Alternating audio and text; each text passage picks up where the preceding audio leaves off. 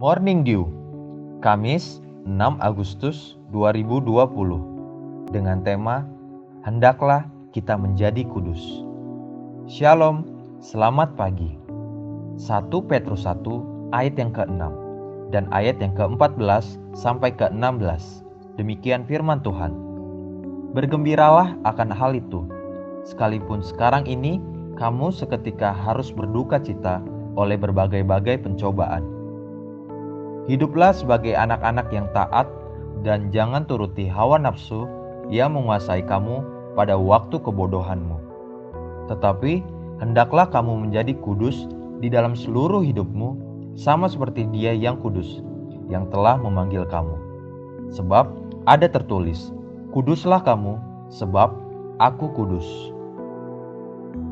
Pencobaan dan tekanan hidup yang dialami manusia seringkali menjadi alasan kuat dan masuk akal untuk kita berbuat dosa.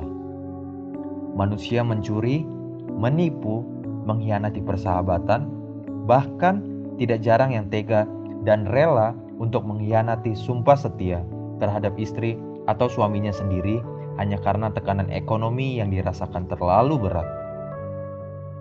Manusia meninggalkan Tuhan hanya karena kekecewaan akibat harapan yang tidak terpenuhi.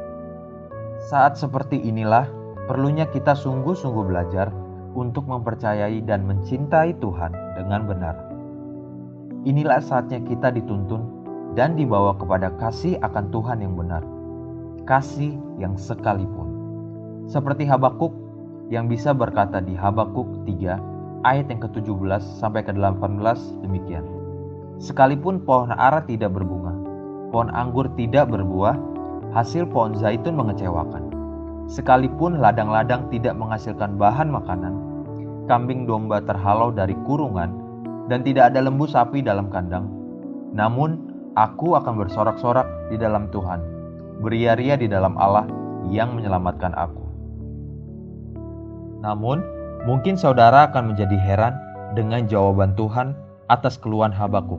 Demikian, Habakuk 1 ayat yang ke-5 sampai ke-7. Lihatlah di antara bangsa-bangsa dan perhatikanlah.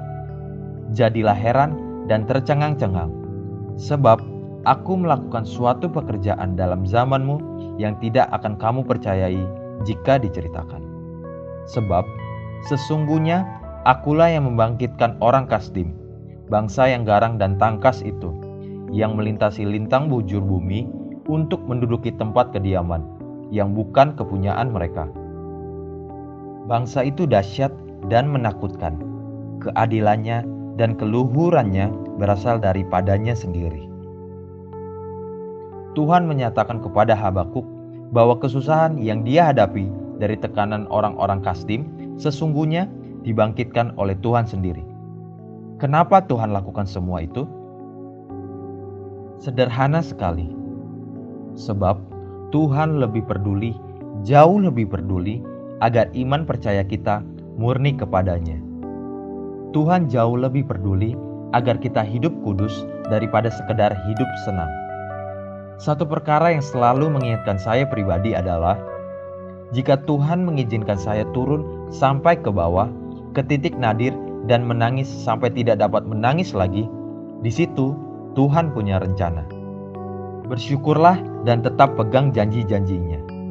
Kenali karakternya, Dia Allah yang setia, Dia Bapa yang baik. Di dalam doa dan ratapannya, Yeremia menuliskan isi ratapannya demikian.